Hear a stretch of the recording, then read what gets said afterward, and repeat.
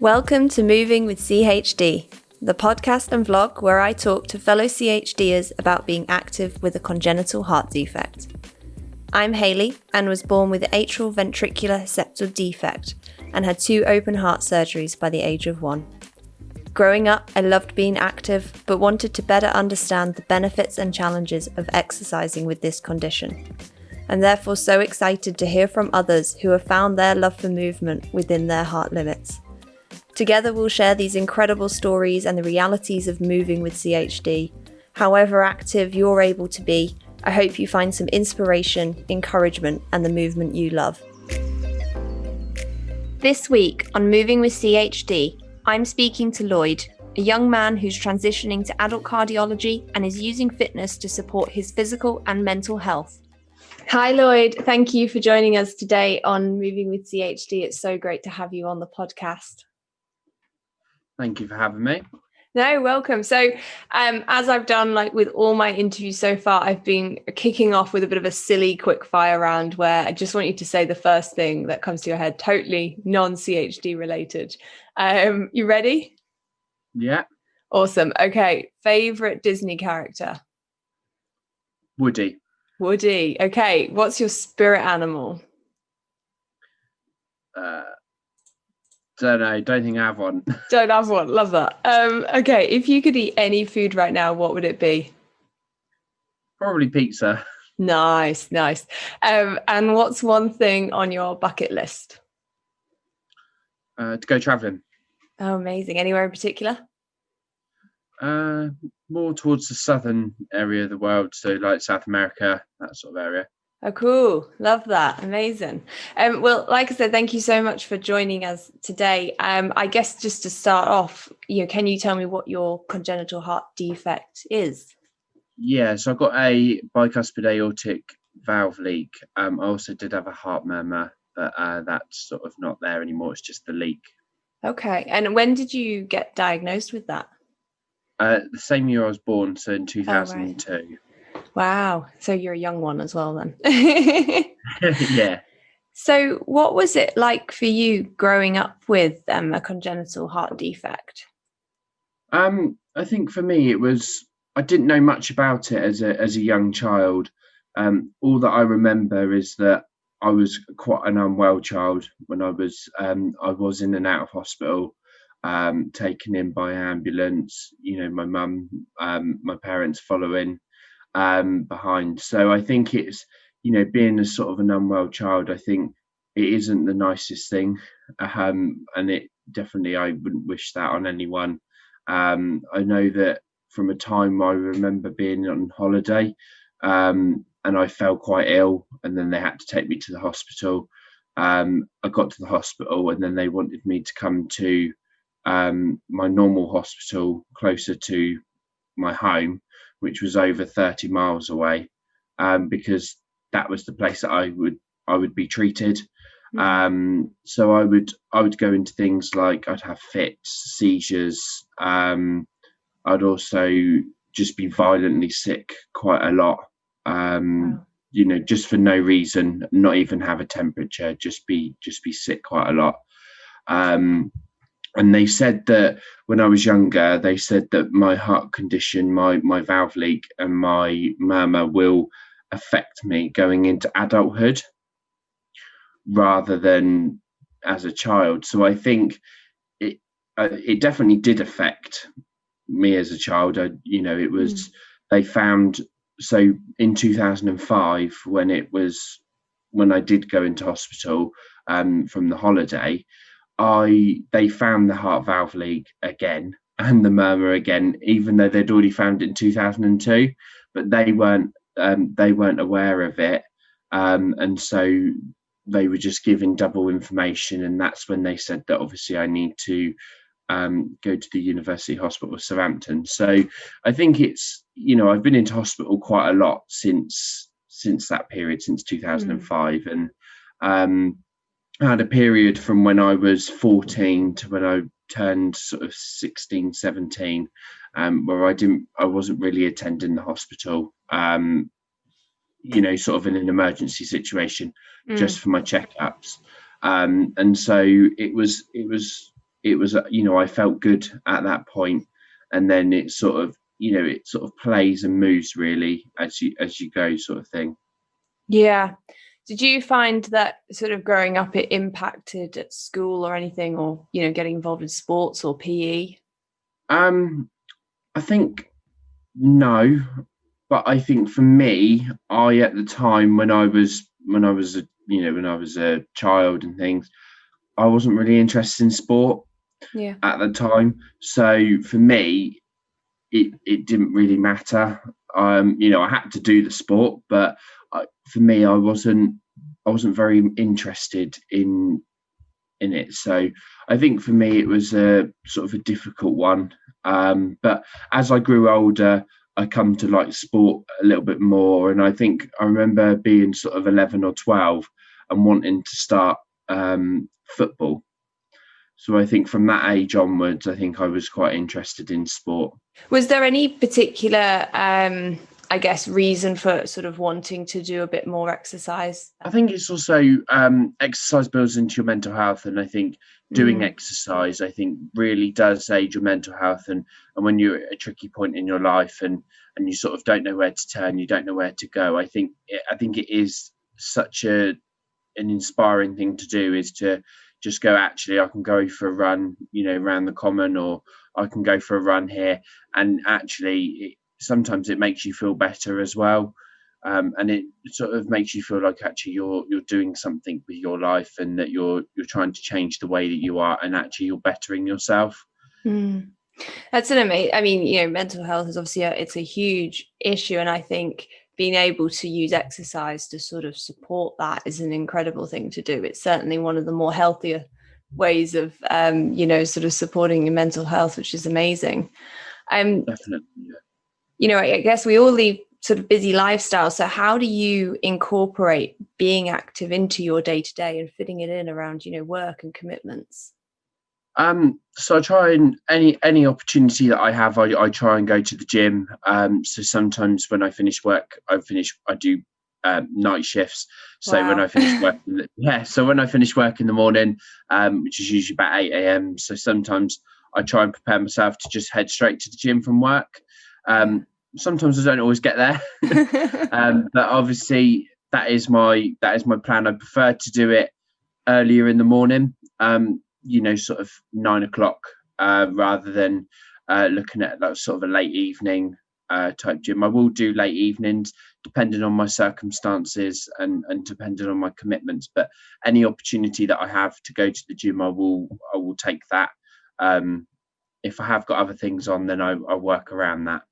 Yeah, I mean that's got to be quite hard doing night shifts as well, because they say it's quite hard, and then you end up sort of sleeping in the day, aren't you? So it's that adjustment as well is quite challenging, I imagine.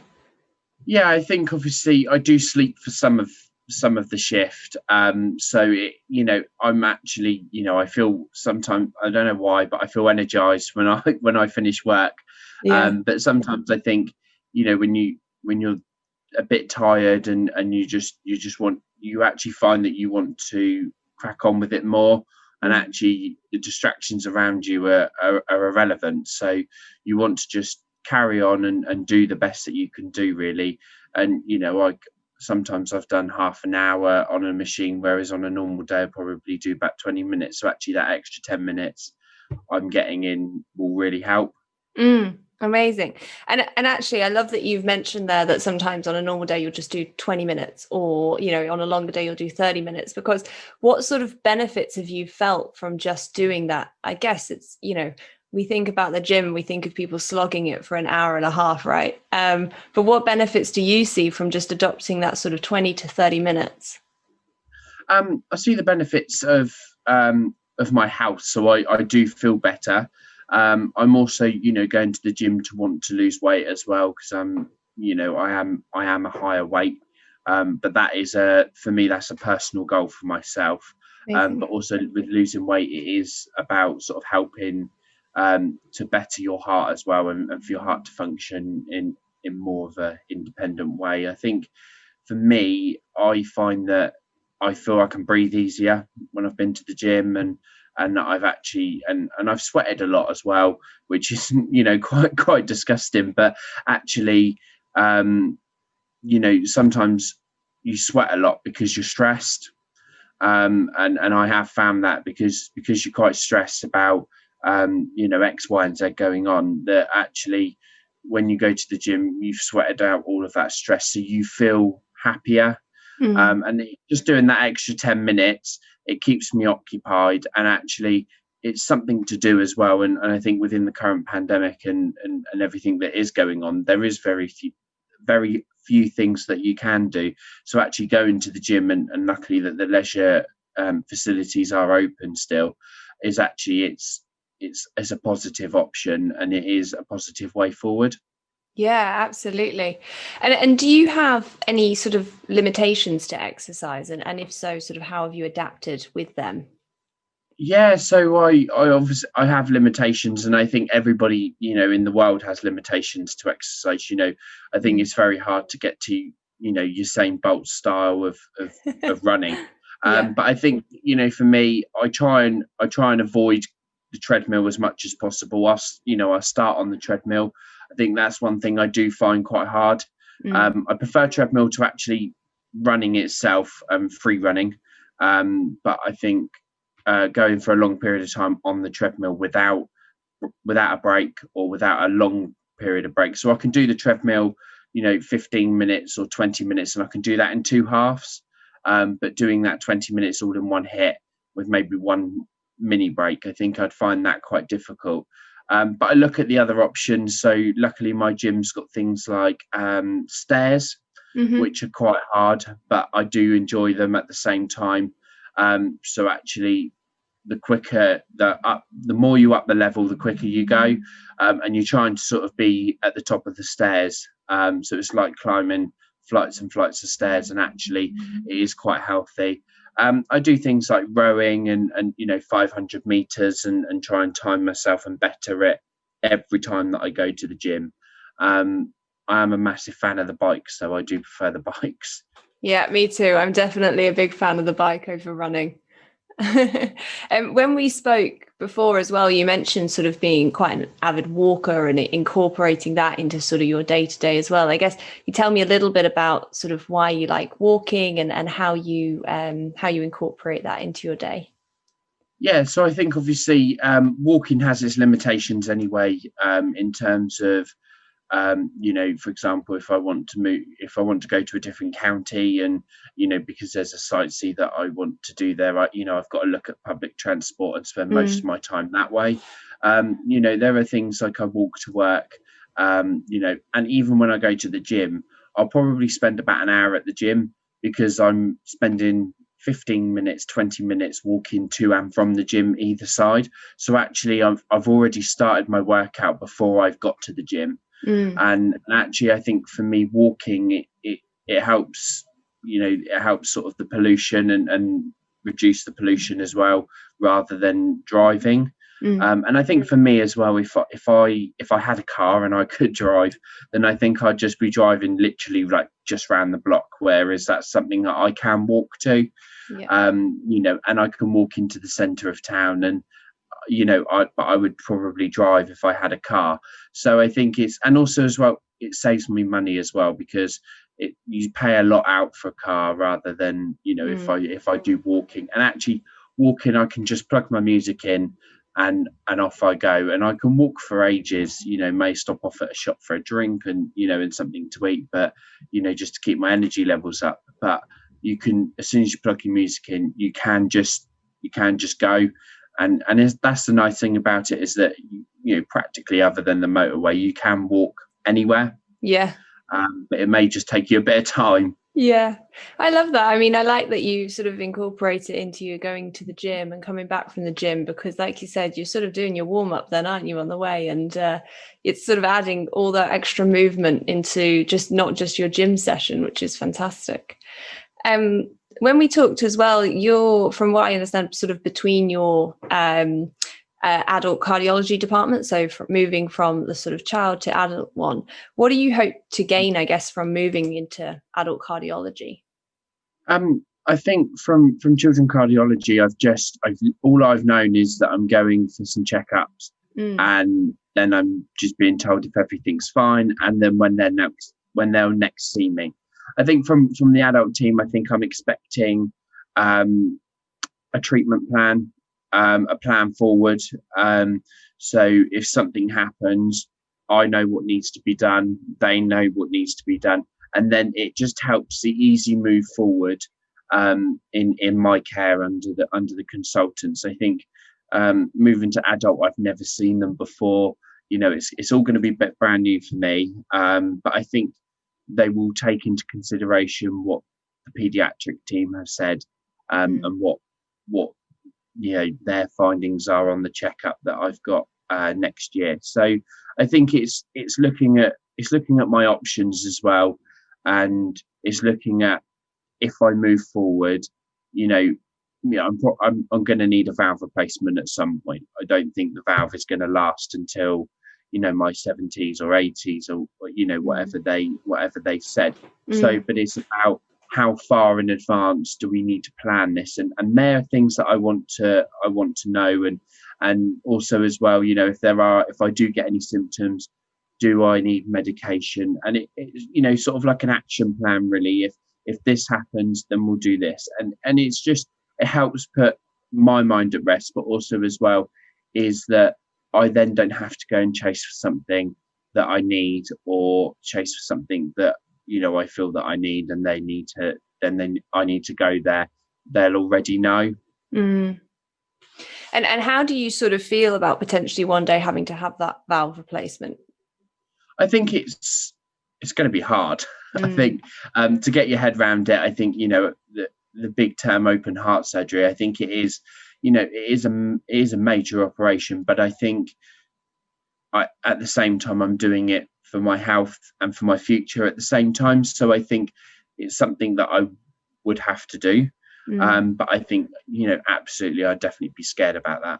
Yeah, I mean, it sounds like, though, that you're sort of having adopted a bit more of a healthier lifestyle in the last few years. It's something that is only going to support that point when you do need that valve replacement. So it sounds like you're already sort of moving in the right direction in order to help that as well.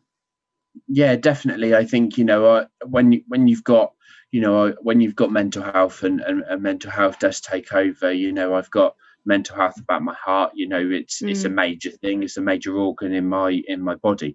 But then I've also got just my normal mental health as well, and I'm trying to sort of balance the two. But when your normal mental health takes over, you sort of just forget about all the work that you've done with your heart, and the healthy eating that you've done, and it's sort of, you sort of slip, really, and you'll tend to find that actually maybe actually I can have that extra biscuit, or I can have that extra pack of sweets, but that sugar content that's in there, I don't really care about it, and actually it makes you a bit worse. So now that I am growing older, I'm not going to get any younger, so I think obviously it is about sort of, don't know how to say it. It's more about trying to choose a healthier lifestyle, and also as well choosing that healthier lifestyle, making that action plan to say, I'm not going to do it in 2 weeks, I'm going to start now.